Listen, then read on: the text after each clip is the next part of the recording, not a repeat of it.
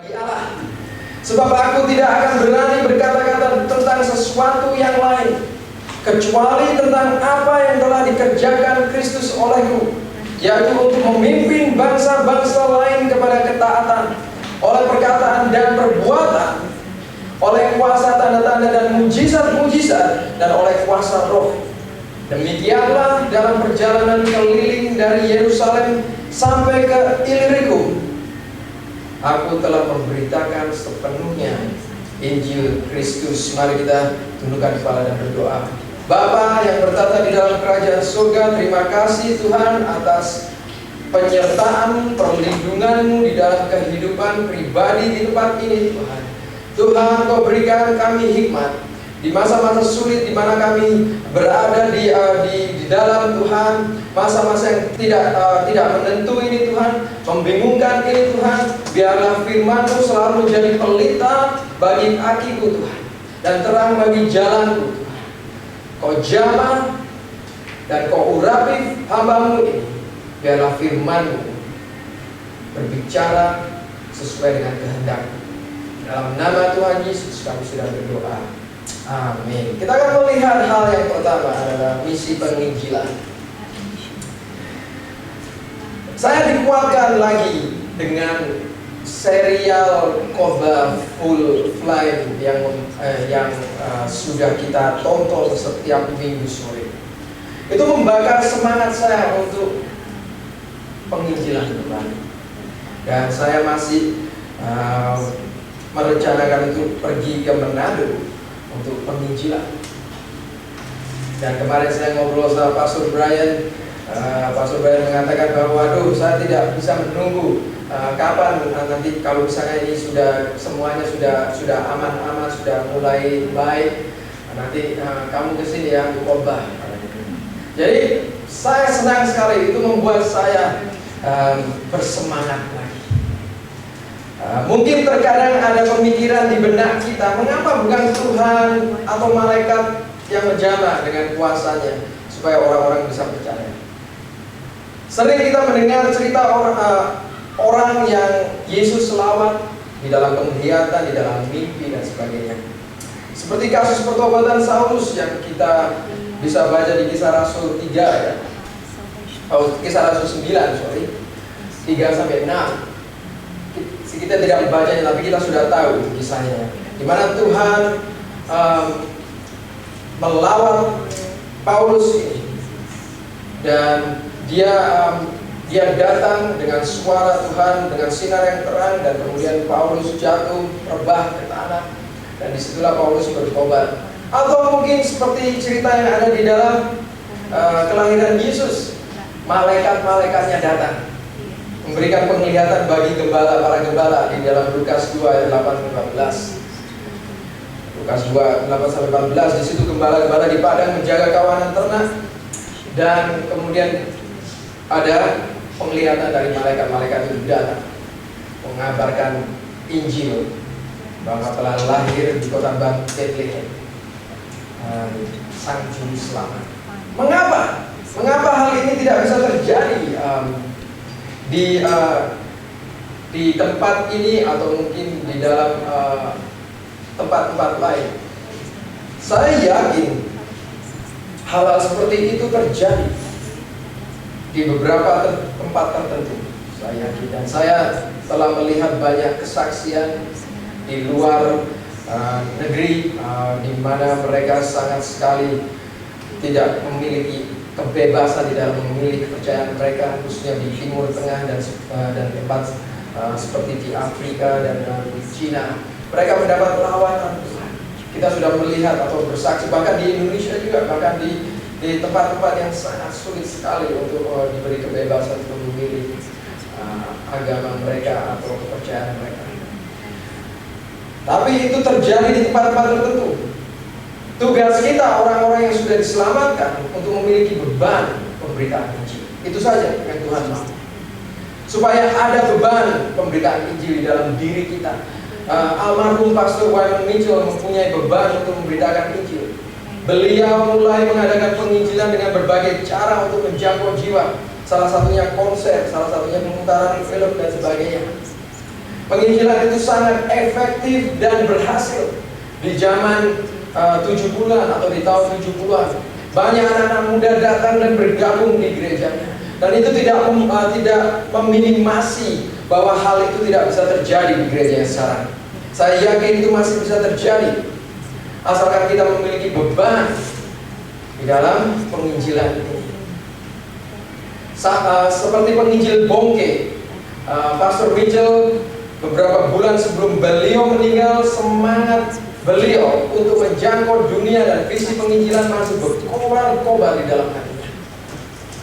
Sebelum beliau meninggal, masih tetap semangat, dan terakhir beliau datang ke Perth Conference tahun 2020 bulan Maret, dan beliau khotbah, ada 5 khotbah atau 6 khotbah, masih semangat sekali walaupun tubuhnya sudah lelah.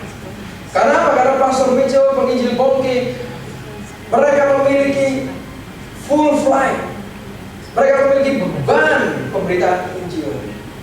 Dan visi inilah yang menjadikan gereja The Potter's House berkembang lebih dari 3.000 gereja di dunia sekarang. Pastor Mitchell dan Pastor Bongke lebih dari, bagi saya, lebih dari seorang sosok pastor, namun lebih cocok disebut para hamba Tuhan. Dibuktikan dari keseriusannya dan kesediaan hatinya terhadap amanat agung Kristus sampai titik akhir penghabisan hidupnya. Dia bukan hanya seorang pastor, dia bukan hanya seorang pemimpin. Saya lebih memandang orang-orang seperti ini adalah orang-orang seperti Billy Graham, adalah orang-orang yang disebut hamba Tuhan. Saya akan jelaskan itu. Apa bedanya hamba Tuhan dan pastor? Mereka menjalankan misi yang Yesus Kristus telah perintahkan, yaitu misi penginjilan. Dibuktikan di dalam Alkitab Perjanjian Lama, kalau kita membukanya di dalam Ulangan 34 ayat 5. Musa dan Joshua jarang sekali perkataan hamba Tuhan ini disebutkan untuk orang. Tetapi salah satunya ketika Anda mengetik nama hamba Tuhan, ya, dan kemudian dicari, yang muncul pertama adalah Musa. Di dalam Ulangan 34 ayat ke-5, tolong dibacakan. Ulangan 34 ayat 5. Lalu masihlah Musa hamba Tuhan itu di sana di tanah Moab sesuai dengan firman Tuhan. Kemudian kalau kita buka kembali di dalam Yosua 24 ayat 29.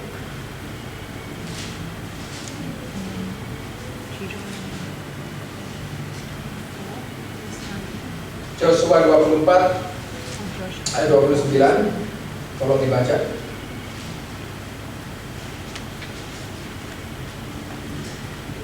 Sesudah peristiwa ini, maka matilah Yosua bin Nun hamba Tuhan itu ketika berumur 110 tahun. Jadi di situ di dalam Ulangan 34 ayat 5, kemudian Yosua 24 ayat 29, dua orang ini dan jarang sekali yang disebutkan hamba Tuhan.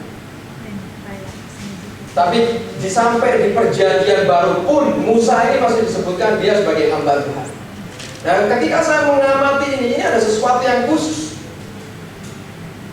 Oke, dan ini akan kita bahas di dalam pesan khotbah pada malam hari ini. Itu membawa kita kepada hal yang kedua, yaitu fokus yang benar. Saya tidak menyadari bahwa pastor dan hamba Tuhan memiliki perbedaan. Walaupun secara umum pendeta juga disebut hamba Tuhan. Seringkali fokus manusia tertuju kepada hal yang salah, cenderung fokus ke hal negatif daripada positif, fokus kepada kekurangan diri sendiri daripada bagaimana untuk memperbaikinya. Ya, jadi manusia itu selalu fokusnya seringkali pada hal yang salah daripada fokus untuk memperbaiki dirinya sendiri. Mereka lebih fokus kepada kekurangannya. Sejak saya masuk ke PH, saya mengetahui benar persekutuan ini memiliki visi yang kuat nggak seperti gereja sebelum saya ke PH. Dan selalu ditanamkan di benak kita, khususnya para pria, yaitu dalam memperluas kerajaan Allah dan pemberitaan Injil dan pengutusan. Saya tahu itu. Semenjak saya masuk di dalam Potter's ini, saya tahu ada misi penginjilan, pemberitaan Injil, kemudian pemuridan, dan kemudian ada pengutusan. Saya tahu dengan jelas sekali. Saya mendengar banyak pesan mengenai visi misi Potter's seperti Anda juga mendengarnya. Pesan-pesan khotbah menantang diri pribadi untuk perubahan, untuk diperbaharui di dalam kerohanian dan perbaharuan di dalam diri kita, khususnya saat konferensi. Pesan mengenai visi, misi, amanat agung Kristus selalu dikhotbahkan. Ditambah dengan melihat semangat dan antusias mereka dalam melakukan pelayanan di gereja induk. Keinginan menjadi pastor, khususnya anak-anak muda.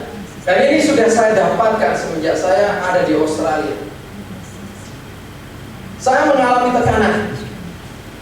Mungkin ini salah satu dilema yang sering membuat para jemaat PH bingung, bercampur gelisah, berpikir di dalam benaknya tuntutan untuk menjadi seorang pastor. Ini yang menjadi dilema saya. Saya membanding-bandingkan diri saya sama mereka. Kadang-kadang saya pikir, ya mereka orang bule, saya orang minoritas, nggak begitu ini ya. Mereka yang sudah dilengkapi, mereka yang sudah lama di sini. Kadang-kadang ini membuat dilema di dalam hidup saya. Tapi saya tetap bersikeras dengan kemauan saya, dan saya mengatakan itu bukan panggilan saya. Itu bukan panggilan dalam hidup saya. Dan fokus seperti ini adalah fokus yang salah. Kenapa saya bilang?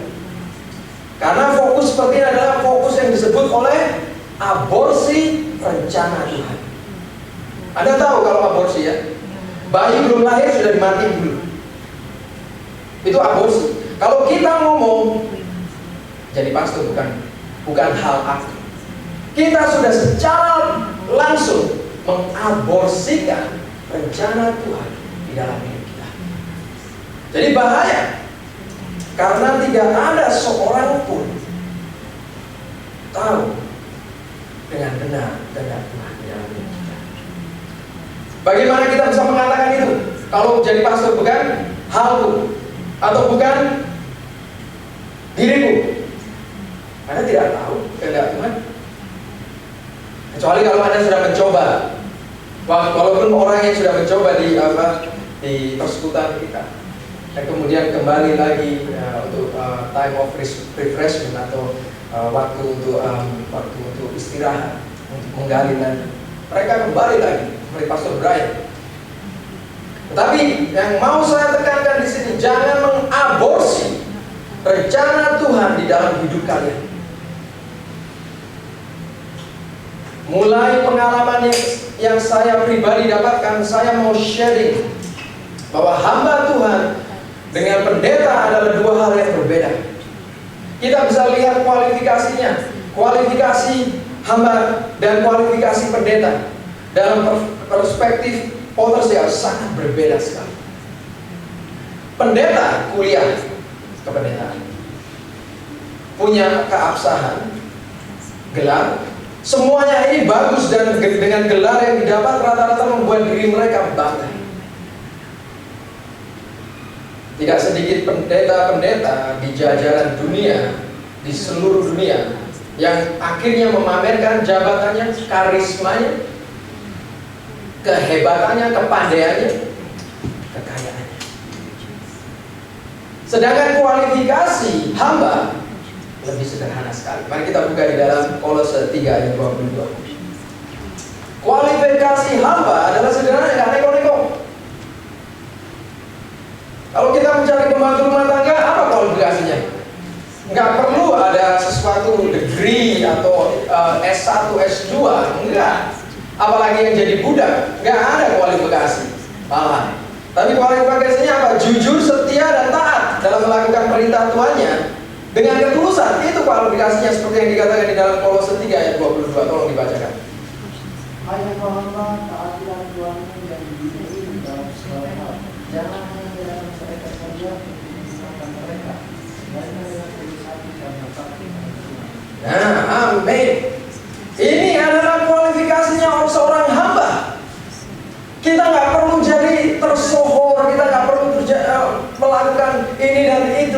Tetapi kalau kita betul-betul melihat dengan benar firman Allah,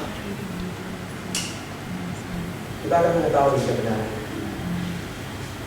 Kalau saya mengatakan kualifikasinya hamba Tuhan seperti rasul-rasul atau seperti murid-murid Tuhan Yesus, mereka ada kualifikasi nggak? Nggak ada. Mereka dikirim sama Tuhan Yesus untuk ke sinagog untuk belajar? Enggak. Tidak ada kualifikasi. Orang Farisi ada kualifikasi.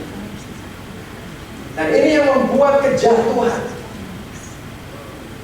dan juga membuat penghambatan kepada rencana Allah. Oh, kalau aku belum sampai ke titik itu, aku nggak bisa dipakai Tuhan. Siapa bilang? Jadi kita melimitasi kuasa Tuhan dong. Kita mengaborsi kuasa Tuhan dong. Dan ini yang saya katakan tadi. Melalui pengalaman yang saya pribadi dapatkan di persekutuan kita, saya mau sharing bahwa hamba Tuhan dan pendeta ada dua hal yang berbeda. Jadi kenapa cukup lama atau penyebaran di dalam pemberitaan Injil ini terhambat? Ya karena seperti itu. Mereka melihat menyamakan pendeta dan hamba Tuhan. Dan ini salah. Kalau kita sudah membaca bahwa kualifikasinya seorang hamba itu apa? Hanya jujur, setia, dan taat dalam melakukan perintah tuannya dengan ketulusan. Itu saja. Itu kualifikasi yang sangat baik sekali.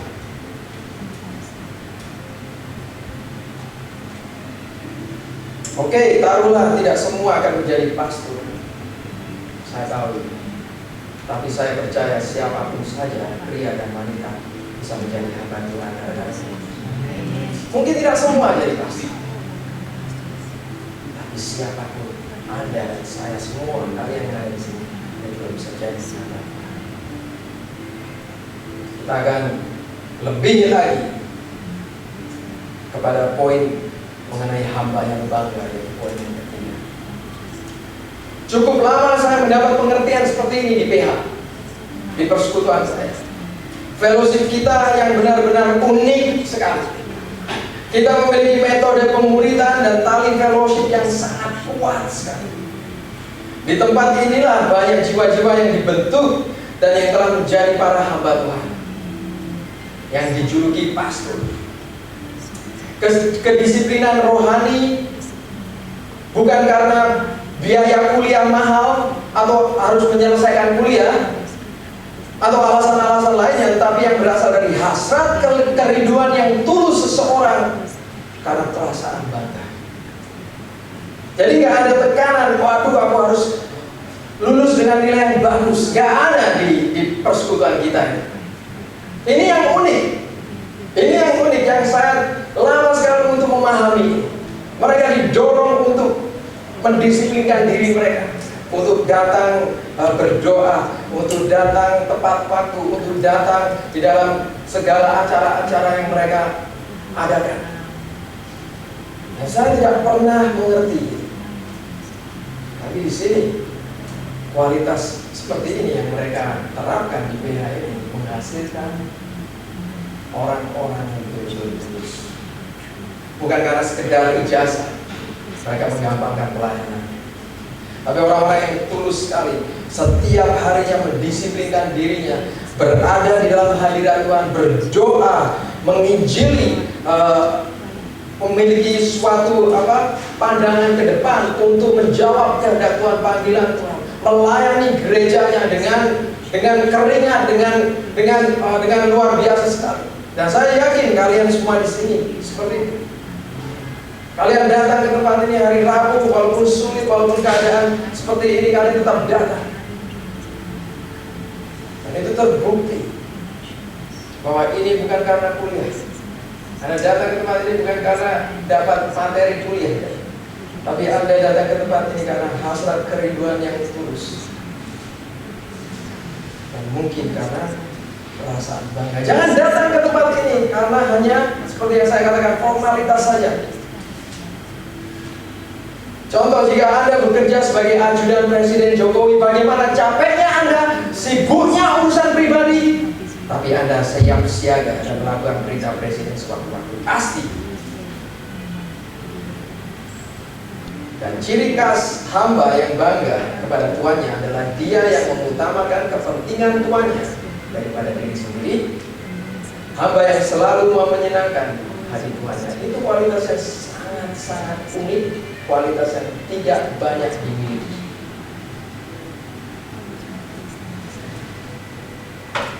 Oleh sebab itu, Paulus mengatakan Roma 15 ayat 17, ayat bacaan kita 119, jadi dalam Kristus aku boleh bermegah tentang pelayananku bagi Allah. Sebab aku tidak akan berani berkata-kata tentang sesuatu yang lain. Ya, katakan itu. Aku tidak akan berpegang pada sesuatu yang lain kecuali tentang apa yang telah dikerjakan Kristus olehku, yaitu untuk memimpin bangsa-bangsa lain kepada ketaatan oleh perkataan dan perbuatan, oleh kuasa, tanda-tanda dan mujizat-mujizat, dan oleh kuasa Roh. Demikianlah dalam perjalanan keliling dari Yerusalem sampai ke Illyricum, aku telah memberitakan sepenuhnya Injil Kristus. Apa yang Paulus banggakan? Bukan hal lainnya. Bukan karena dia pernah jadi seorang Farisi, bukan karena dia seorang yang terpandang sebelumnya, bukan karena kekayaan yang dia miliki. Tidak ada. Apa yang setelah dia mengenal Tuhan Yesus Kristus, setelah dia encounter atau setelah dia bertemu dengan Kristus, yang menjadi kebanggaan hamba Paulus ini adalah bermegah tentang pelayanan pada semua orang. Dan ini terbukti ya di dalam persekutuan kita. Nggak ada orang-orang persekutuan kita yang ngomongin masalah hal-hal yang lain, atau mobil baru atau ini dan itu. Tapi saya selalu ngomongin masalah-masalah penjangkauan jiwa. Aku mau jadi pastor, aku mau diurus. Dan ini yang membuat saya mengerti mengenai posisi pendeta dan hamba Tuhan. Seperti yang tadi saya katakan, sangat mudah sekali di fellowship ini memiliki tekanan mindset untuk menjadi pastor. Aduh, itu sangat bikin kita grogi karena pengorbanan besar ya. Karena aduh nggak tahu gimana nantinya. Tapi saya mau katakan kepada Anda, sisihkan mindset itu dan jangan melakukan aborsi, jangan coba-coba melakukan aborsi rencana Tuhan di dalam hidupmu. Tetapi hiduplah sebagai hamba yang bangga karena Kristus ada di dalammu. Itu dalam sekali. Kalau kita bisa hidup seperti setiap orang di tempat ini yang mendengarkan perkataan saya bisa hidup seperti itu dalam sekali. Gak usah mikirin aku jadi pastor atau enggak, gak usah dipikirin. Tapi aku mau hidup sebagai hamba Tuhan. Seorang yang taat, seorang yang jujur, seorang yang tulus, setia dalam melakukan perintah Tuhan. Sudah gak usah pikirin agenda untuk jadi pastor, gak usah. Bikin saya juga ciut di hari saya yang sebelumnya. Ketika saya mengerti, ini bukan karena gelar, ini bukan karena posisi, ini bukan karena apapun, tapi karena bermegah. Karena apa? Karena apa yang Tuhan Yesus lakukan di dalam hidup.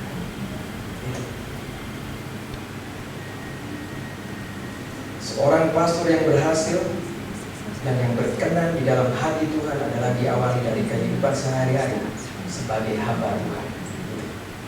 Seorang pastor yang berkenan di dalam hati Tuhan, yang berhasil adalah orang-orang yang hidupnya diawali sehari-harinya sebagai hamba Tuhan.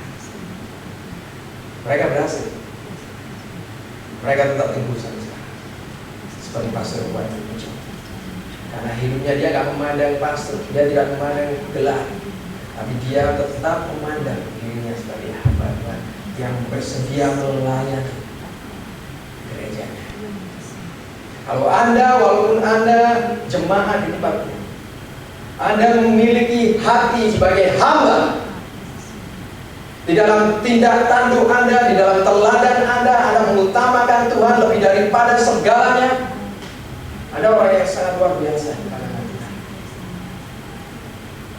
Bukan hanya formalitas, bukan hanya gelar, bukan hanya keabsahan. Dan ini tidak akan membayar surgawi. Saya mendapat berita yang sangat menyenangkan dari gereja di Kupang. Mereka mengalami terobosan di dalam gerejanya. Pastor Jay mengirim video juga foto. Mereka membuka konser di lapangan terbuka di Kupang. 400 orang hadir di tempat itu dan 150 lebih orang diselamatkan. Puji Tuhan. Itu mengingatkan saya kepada waktu saya ke Nias, waktu saya ke Mentawai, waktu saya ke kota Kinibalu. Dan itu membuat saya, saya mau ini. Dan itu bagi orang awam mungkin aneh banget ya, orang ini. Tapi itulah suatu rasa yang saya miliki sebagai seorang hamba. Saya nggak mau cuma dipanggil pastor aja. Saya malu dipanggil pastor juga. Tapi dari dalam diri saya menjadi hamba. Makanya saya nggak peduli dengan keabsahan atau apa. Karena saya bukan seorang pendeta kok. Saya hamba. Tapi umumnya pendeta atau hamba Tuhan disejajarkan. Kalau kita lihat kembali, Musa adalah hamba. Dia bukan pastor. Dia bukan seorang pendeta, tapi hamba Tuhan. Dan namanya tetap dikenal sampai di dalam kitab Ibrani pun, sampai di dalam kitab Perjanjian Baru, Musa disebut sebagai hamba Tuhan. Dan saya mau gelar seperti itu. Karena gelar itu bukan untuk dipandang manusia, tapi gelar itu dipandang oleh Tuhan, menjadi hamba Tuhan. Saya yakin Anda mau.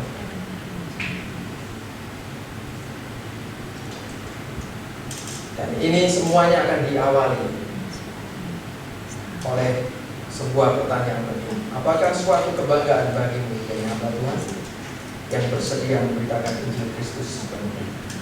Ini pertanyaan yang harus Anda jawab. Apakah suatu kebanggaan bagimu sehingga kamu rela meninggalkan segalanya,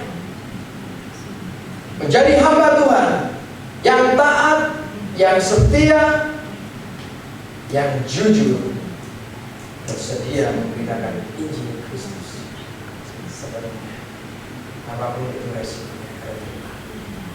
Mari kita sama-sama tundukkan kepala.